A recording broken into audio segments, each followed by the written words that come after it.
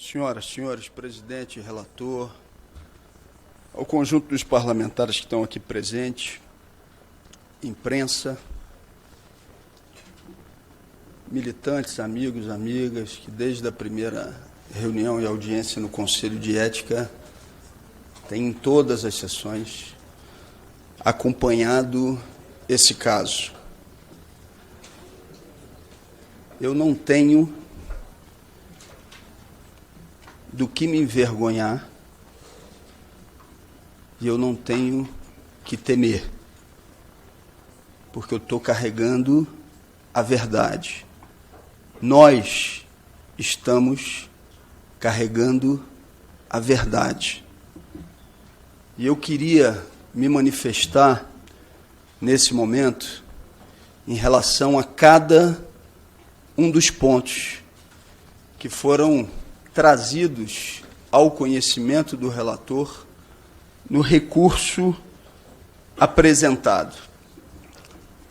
Primeiro deles, a ausência de fato específico. Quem pega a representação ao Conselho de Ética verifica que ali tem um apanhado de condutas que, no final das contas, tem como objetivo criminalizar a minha ação política, a nossa ação política, a ação política do mandato, que hoje conta com 10 movimentos, organizações e partidos políticos no seu conselho.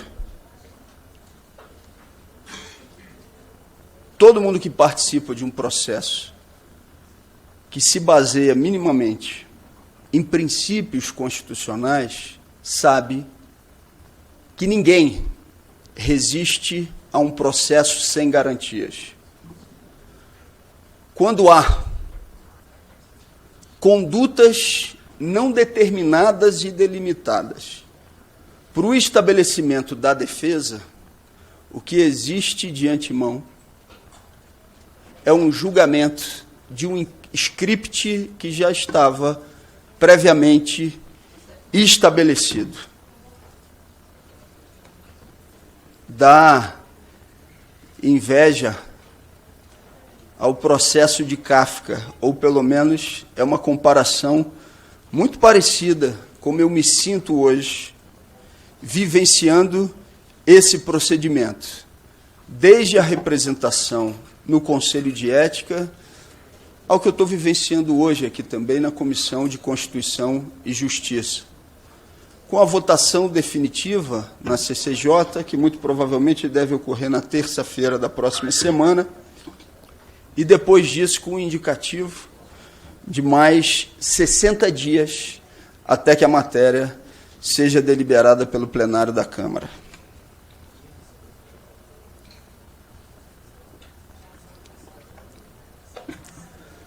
Do que eu estou sendo acusado?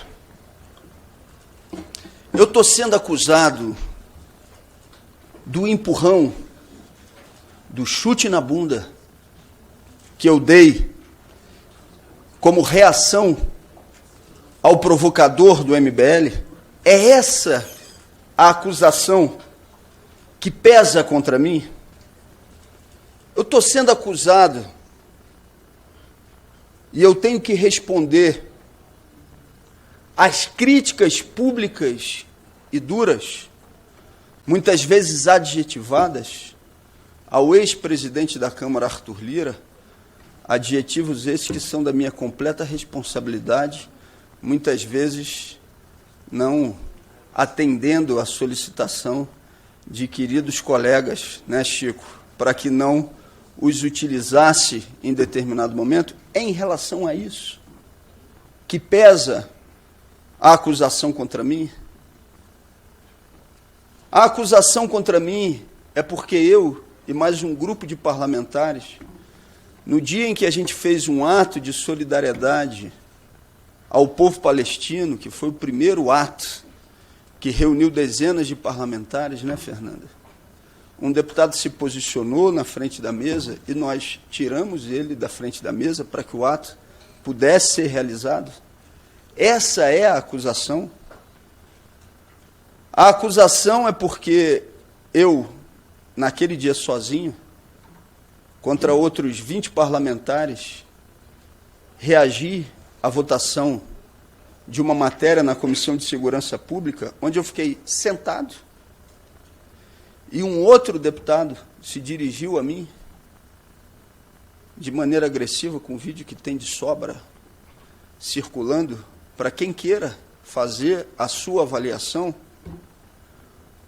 Ou eu estou sendo julgado, acusado e condenado por tudo isso, mas porque essa condenação é a tentativa de calar, de cercear uma posição política com características bastante evidentes.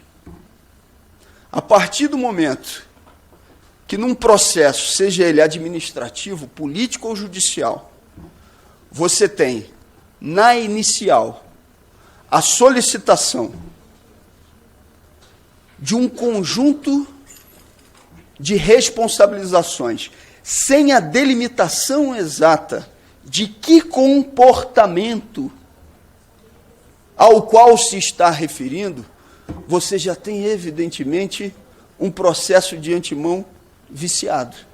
E é por isso, e esse era o lugar, é a Comissão de Constituição e Justiça que deveria se debruçar sobre isso.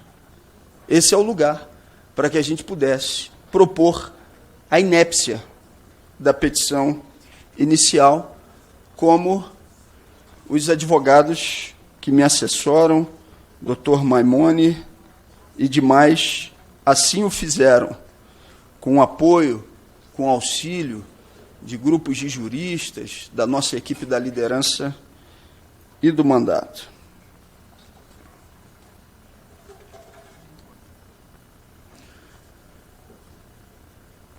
Sabem quantas vezes, aí vem o segundo elemento,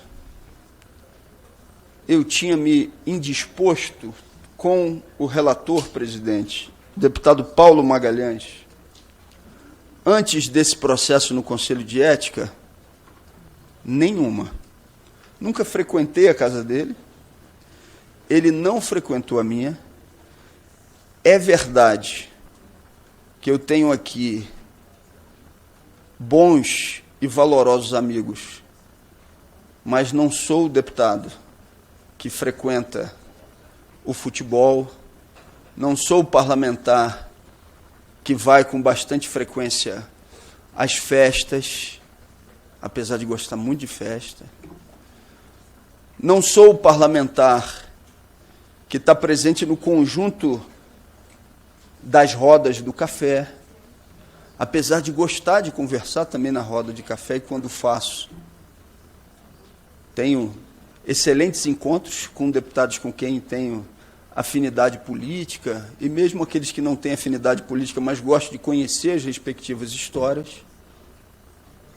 Mas eu não posso ser chamado do que se convencionou dizer de um deputado popular entre os seus pares ou entre os colegas. De fato, não sou. Mas eu não tinha nenhuma animosidade com o deputado Paulo Magalhães.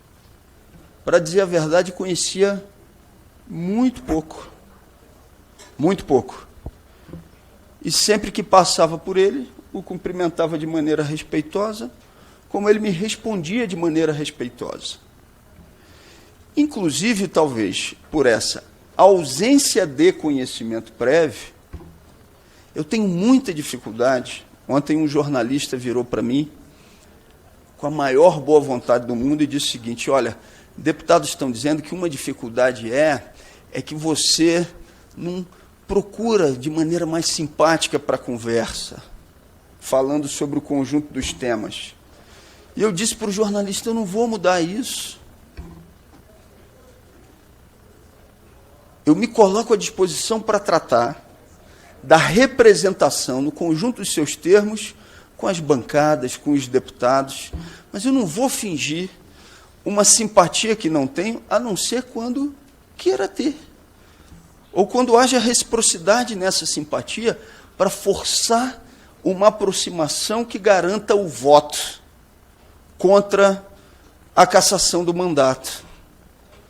Talvez por isso eu tenha alguma dificuldade em procurar o deputado para dizer em determinados momentos, com aquele tapinha nas costas, dá uma forcinha aí.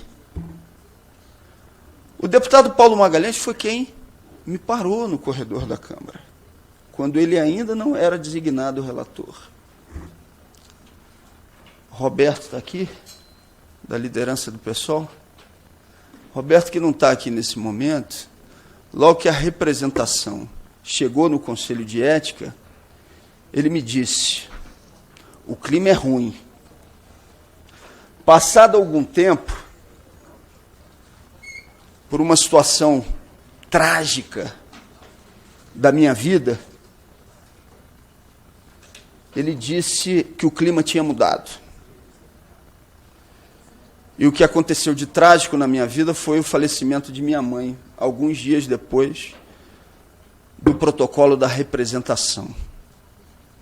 Talvez por isso, vendo a minha defesa prévia no Conselho de Ética, o deputado Paulo Magalhães me parou no corredor, mais especificamente, ali naquela rampinha que dá entre a entrada do corredor das comissões no encaminhamento ao plenário. E virou para mim e disse: vi a sua defesa, conte comigo, não podemos deixar que essa injustiça aconteça. Eu agradeci e nada mais fiz, continuei o meu caminho. Um dos possíveis relatores não aceitou a tarefa, e aí houve um ressorteio. E nesse novo sorteio, então, o deputado Paulo Magalhães foi indicado como relator. Alguns celebraram, aliados próximos. Eu me mantive exclusivamente a esperar. Nada fiz. Para não dizer que falei com ele nenhuma vez, o deputado Chico Alencar virou para mim e disse: é importante você falar com o Paulo, que é o novo relator, apresentando as suas razões. No plenário da Câmara, um dia, eu virei para ele e falei: relator, se tiver alguma dúvida sobre os meus argumentos e a representação, estou à disposição. No que ele já respondeu, com uma cara diferente, que poderia ser motivado pelo fato de ser relator, ok. Muito diferente do deputado que tinha me encontrado no corredor da Câmara. Mas daí, isso é um problema dele. O parlamentar, ele se comporta como bem entende. E ninguém deve a mim palavras de simpatia ou algo parecido com isso. O que eu fiz a partir daquele momento? Esperei. Mais uma vez. No dia em que se anuncia no Conselho de Ética que ele leria o seu relatório, numa manobra que foi realizada e que, confesso que me chateou, porque a leitura da representação contra mim estava marcada em um dia, e ela foi então marcada no mesmo dia, depois, ou seja, foi remarcada para ser feita a votação da deliberação no mesmo dia em que seria julgado o deputado Chiquinho Brazão, acusado do cometimento do assassinato, de ser o mentor do assassinato de Marielle. Então foi marcado no mesmo dia, porque isso, evidentemente, gera para a esquerda uma situação de desconforto. Você celebra a responsabilização do Chiquinho Brazão, ou você reage e se revolta com aquela posição que foi de admissibilidade no processo relativo a mim. Quando o presidente do Conselho de Ética perguntou: deputado Glauber, quer apresentar as suas razões? Eu simplesmente disse: o relator já as conhece. eu vou esperar a sua manifestação para que eu possa falar logo depois. E, para surpresa de muitos, não minha, ele propôs, então, a admissibilidade. Mesmo depois de ter votado a abstenção em relação à cassação de Chiquinho Brazão, utilizando o argumento que não está lá para caçar colegas. Palavras ditas por ele.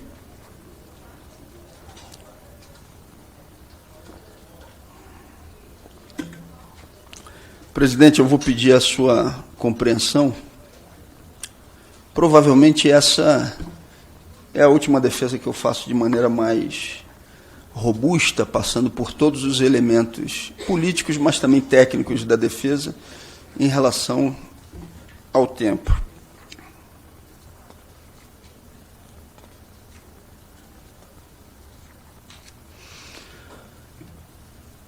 Essa Comissão de Constituição e Justiça, relator, tinha que se debruçar, mesmo entendendo a delicadeza política de um elemento, que eu inclusive expus ao senhor, mas tem uma questão que é evidente. Em qualquer processo, seja ele administrativo, judicial ou político, é um princípio constitucional a necessidade de imparcialidade mínima por parte do julgador. O deputado Paulo Magalhães, nas primeiras sessões do Conselho de Ética, disse, abre aspas, eu não quero caçar Vossa Excelência, não. Agora, que Vossa Excelência merece, merece. Sim, eu não quero caçá-lo. E ele repete, mas que Vossa Excelência merece, merece sim. Seria esse o relator que depois avaliaria as testemunhas, a prova e o depoimento, que fala isso nas primeiras sessões do Conselho de Ética. A partir daquele momento, como é que eu poderia ter qualquer tipo de expectativa de alteração da posição do relator que não fosse, evidentemente, a sustentação do processo de cassação? Depois disso, algo que eu, inclusive, não sabia, e que foi para mim revelado a partir de uma matéria do jornalista Bernardo Melo Franco. Obrigado.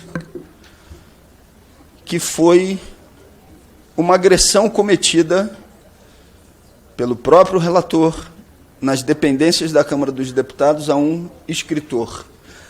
Ah, mas isso é outra coisa, isso não tem nada a ver com o processo administrativo do Conselho de Ética político ou judicial. Não é verdade. Esse é um elemento evidentemente jurídico.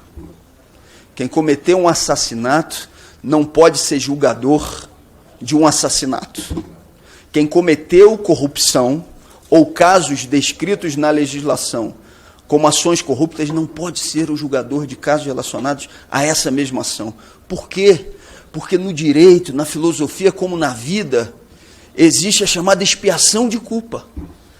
Você quer fazer com que aquele que está sendo julgado, posteriormente, por uma ação que você já cometeu no passado, sirva, no português mais popular, para limpar a sua barra. E esse caso, esse elemento, ele é fundamental também para poder se determinar a suspeição do relator que deveria ter sido avaliada por esse Conselho de Ética.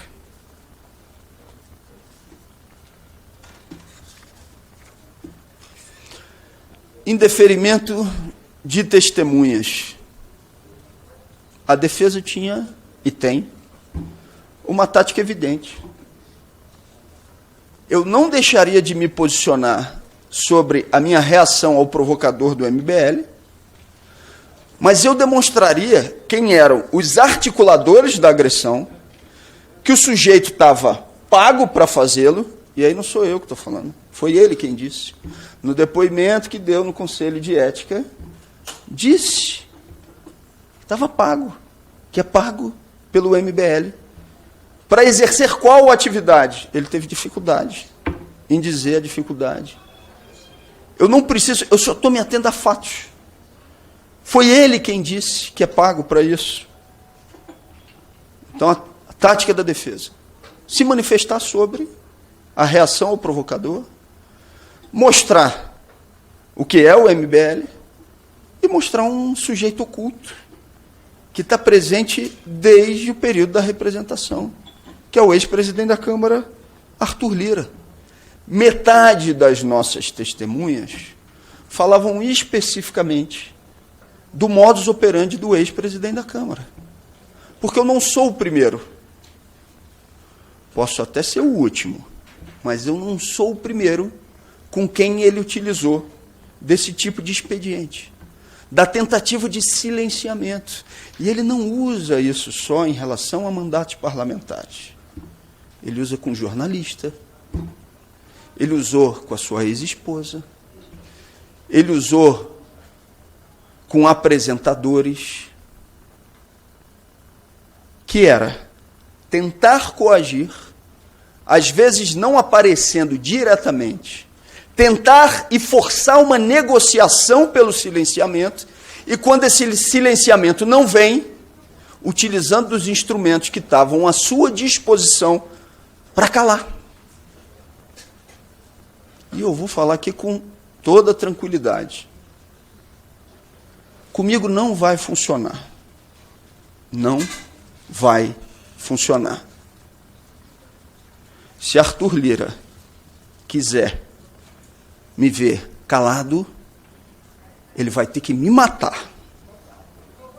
Porque eu não vou deixar de dizer aquilo que tenho que dizer. Posso fazer isso com tranquilidade, posso fazer isso com serenidade, posso fazer isso sem um discurso apaixonado, mas deixar de dizer, eu não vou deixar de dizer. O indeferimento das testemunhas, de metade delas, então, foram um evidente cerceamento da defesa. Por quê? Porque mostrava um modus operandi evidente, que estava sendo utilizado contra mim, mas que já foi utilizado com várias outras pessoas. E esses depoimentos comprovariam, mostrariam isso. E como é que um relator é quem determina a testemunha que pode ser ouvida ou que não pode?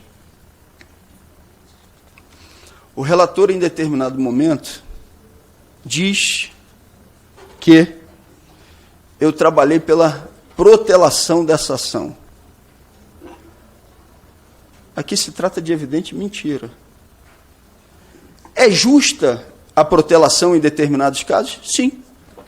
A obstrução, a protelação pode ser instrumento legítimo para enfrentar uma perseguição.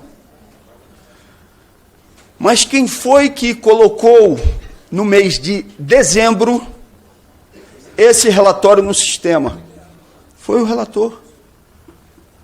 Eu fiquei os meses de dezembro, janeiro, fevereiro, março, até chegar o mês de abril, sem saber qual era o conteúdo do relatório. Porque esse relatório estava sob sigilo. A pergunta que eu faço: que protelação é essa, se quem definia o momento de leitura do relatório era ele e não eu? A minha questão não é pessoal com o deputado Paulo Magalhães. Não tinha relação com ele e continuo sem ter até o dia de hoje. Mas não posso me calar. Como não posso me calar também sobre a denúncia que já tinha feito no Conselho de Ética. O fato de, nesse período, o relator, e ele não desmentiu isso em momento nenhum, ter indicado emendas do orçamento secreto em quantidade milionária para municípios em que fica evidente que ele não pode esconder que ele é o autor, desvirtua a representação política. Eu sei e tenho consciência de que, quando trato desse tema na Câmara, eu gero desconforto, descontentamento. Mas o fato é, emendas do orçamento secreto desvirtuam a posição.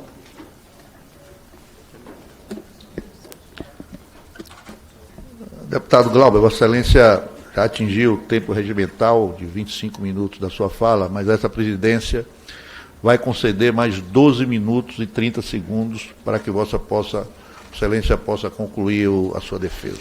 Obrigado, presidente. Inclusive, depois disso, eu também vou me deslocar. Eu estou com um voo marcado, com um ato que está marcado hoje no Rio de Janeiro. Tem mais de 40 caravanas das mais variadas regiões, tem ônibus saindo, inclusive, de São Paulo, então também vou ter que ir lá, senão não chego a tempo do ato. E já quero, de antemão, agradecer a todo mundo que está mobilizado e se movimentando. Eu sei que esse é um tema que incomoda, mas o fato é, desvirtua a representação a forma como o recurso público tem sido utilizado.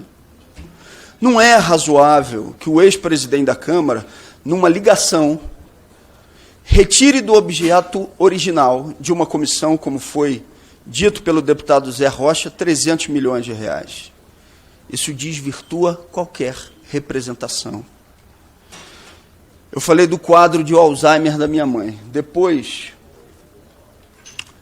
que minha mãe faleceu, eu, evidentemente, tocado e atravessado pela situação dela, acabei vivendo isso de uma forma muito dura, passei a pesquisar e procurar mais sobre o Alzheimer. E fui descobrir que no Rio Grande do Sul e no Rio de Janeiro estão os centros mais avançados de pesquisa sobre o Alzheimer. Procurei, então, Tarcísio, um dia o coordenador do centro do Rio e perguntei para ele o seguinte: quanto o senhor precisa por um ano para sustentar as atividades nesse centro de pesquisa, que é o mais avançado do Brasil, junto com o Rio Grande do Sul? Ele falou, R$1 milhão. É justo, numa ligação, você transferir 300 milhões de reais, como foi denunciado pelo deputado Zé Rocha de uma comissão, 300 milhões de reais que dariam para sustentar o centro mais avançado de pesquisa sobre o Alzheimer por um período de 300 anos. Senhores deputados, posso falar isso de maneira tranquila, educada, mas não vou deixar de dizer. Isso desvirtua a representação e é imoral.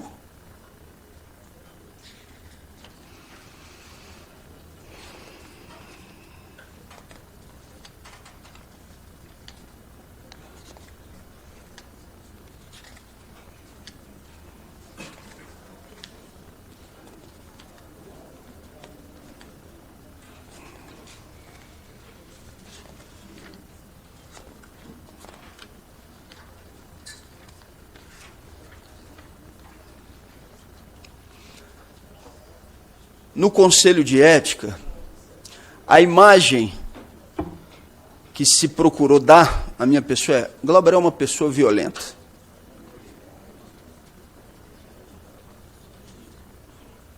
Eu nunca fui à atividade de ninguém para tentar interromper a atividade de outras pessoas.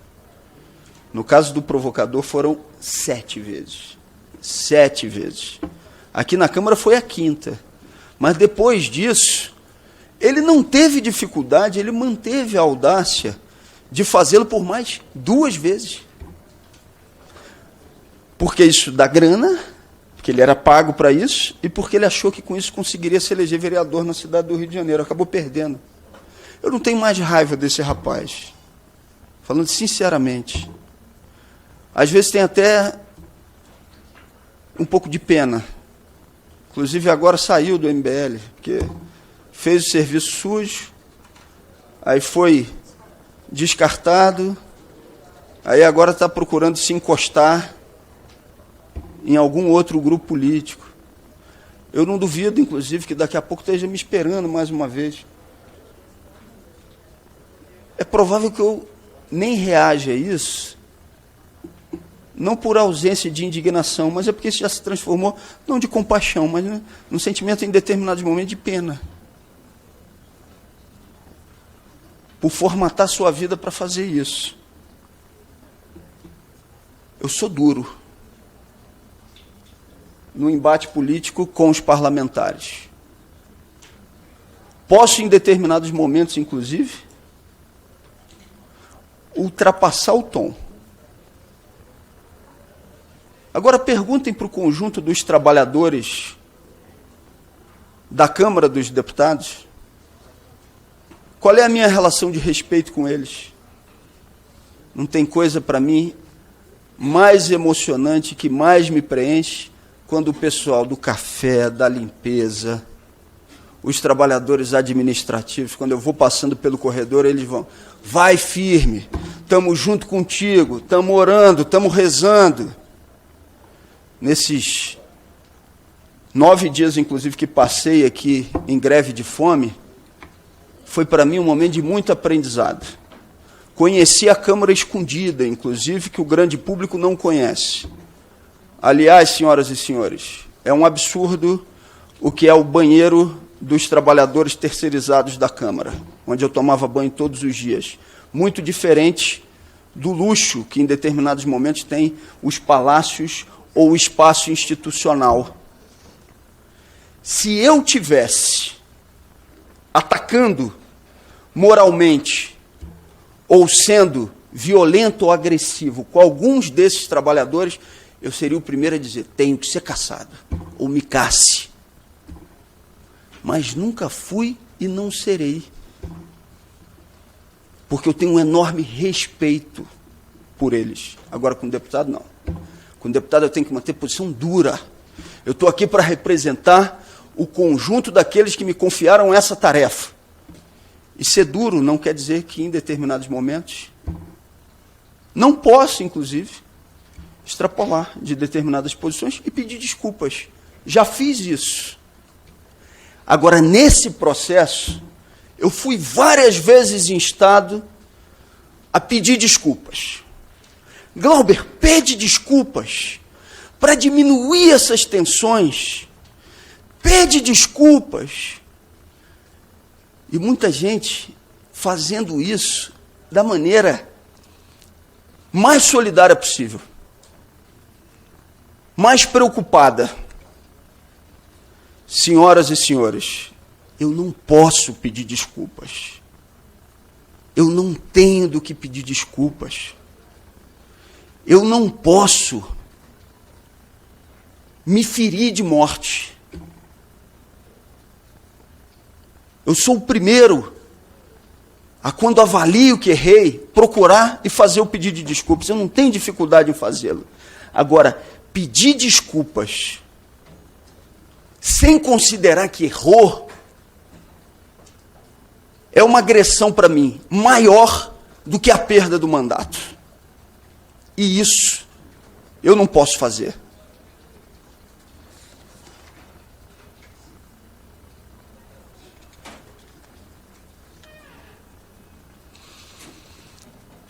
Por que de dezembro até o mês de abril esse processo ficou parado no Conselho de Ética? Porque eu sou testemunha de um inquérito que está correndo na Polícia Federal sobre o chamado orçamento secreto. E eu não deixei de dizer em momento nenhum,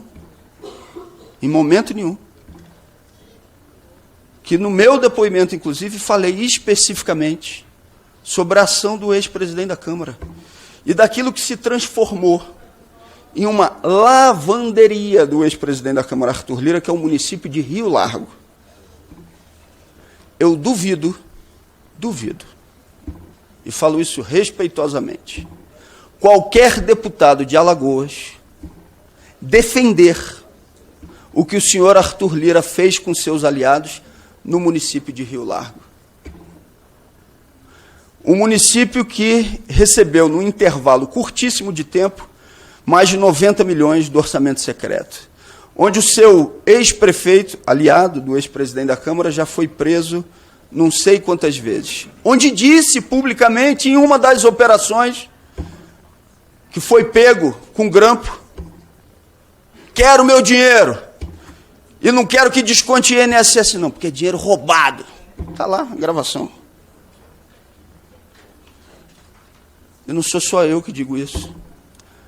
Os parlamentares que foram chamados e que respondem como testemunhas nesse inquérito da Polícia Federal são das mais vertentes políticas.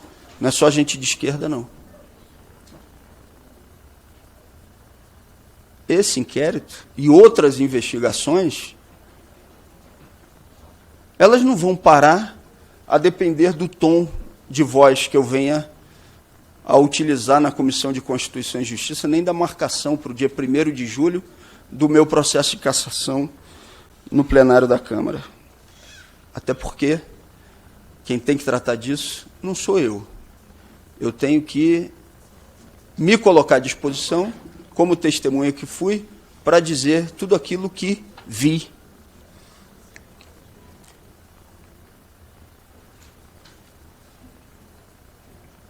Deputados e todos que estão aqui,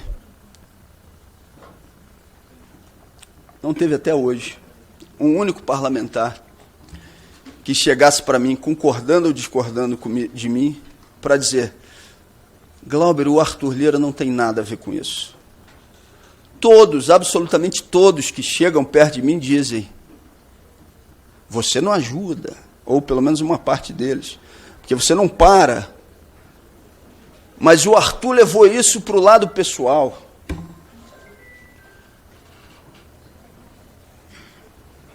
Não teve nenhum que disse que não é ele. Ninguém na Câmara. Todo mundo sabe que ele é quem está movimentando esse processo. Ninguém se arrisca a dizer que não é. Eu lamento. Acho, inclusive, que ele está sendo irracional. Porque imaginar que me caçar vai facilitar alguma coisa da vida dele é o contrário. Um cadáver político tão pequenininho como eu vai se transformar numa força ainda maior de denúncia contra ele. Ou ele está achando que por me caçar isso está resolvido? É evidente que não. Mas talvez por estar trabalhando com o fígado, está inclusive do ponto de vista racional, deixando a razão de lado. Mas isso é ele quem tem que resolver, não sou eu.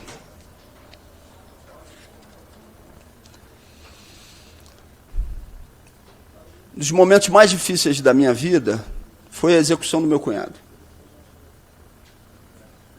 na cidade do Rio de Janeiro. Eu vi o que um homicídio faz para estraçalhar uma família. E naquele momento, já vou concluir, presidente. Tinha muito mais a dizer sobre cada um dos elementos aqui, mas vou terminar.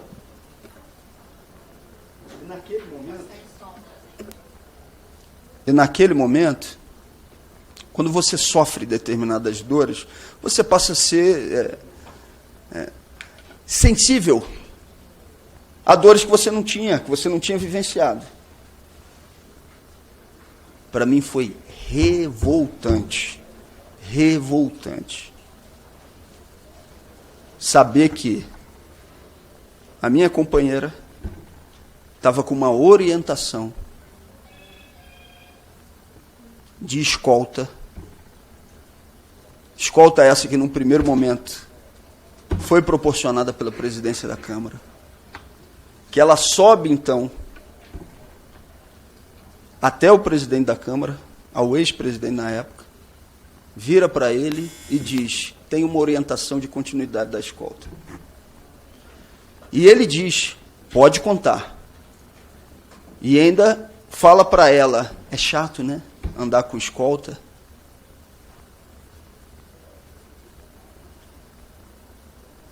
E no mesmo dia, quando eu subo na tribuna para fazer uma reclamação banal, importante, mas que eu não utilizei para concluir, deputado Glauber, por favor. Mas que eu não utilizei nenhum adjetivo, Chico, mas porque eu reclamei, porque as galerias estavam fechadas para o acompanhamento das pessoas em relação ao que estava ali acontecendo. O ex-presidente da Câmara vai e corta a escolta de Sâmia, que tinha uma orientação política e uma orientação jurídica, investigativa, para continuar com a escolta. E que a gente não podia nem publicamente revelar isso, porque isso envolvia questões de segurança. Esse é o grau de perseguição. Isso, para mim, é muito pior do que operar uma tentativa de cassação. Sinceramente, consegue ser pior. Eu estava com um argumento aqui para tratar de cada um dos pontos. Sei que essa Comissão de Constituição e Justiça vai avaliar a posição do relator de hoje. Volta terça ou quarta, presidente, da semana que vem? Já tem data prevista? Que vai ser feito pedido de vista? Já tem indicativo, não? Eu vou, após a concessão do pedido de vista, eu vou informar a data da próxima reunião. Seja terça ou quarta-feira da semana que vem, vai ser apreciado. E depois de 60 dias, que na nossa avaliação cai no dia 1º de julho, eu vou enfrentar essa votação no plenário da Câmara dos Deputados. Presidente, relator, deputados e deputadas que estão aqui e aqueles que não estão aqui nesse momento, estou à disposição para apresentar as razões a cada um e a cada uma dos senhores. Não vou deixar de fazê-lo, mas não vou modificar a linha da minha orientação política para ser salvo no plenário. Sabe por quê, presidente? E por aí eu termino. Porque senão, imaginem o que aconteceria se eu, a partir de então, mudo o tom, passo a rir para todos os deputados, cumprimentar a todos, abraçar, deixar de dizer aquilo que orienta a minha posição política,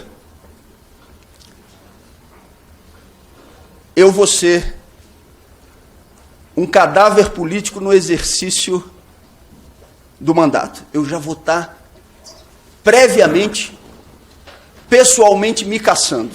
Isso eu não posso fazer. Então eu nem posso estar manietado, eu posso exercer uma relação de respeito com todos e todas, e quando isso não acontecer, eu posso refletir sobre isso, inclusive dizer, olha, ali pisei na bola. Agora eu não posso modificar o que é a essência da orientação política do mandato, porque se eu faço isso, eu não vou ter o respeito de nenhum dos senhores, nem de nenhuma das senhoras. Isso eu não posso fazer. Obrigado.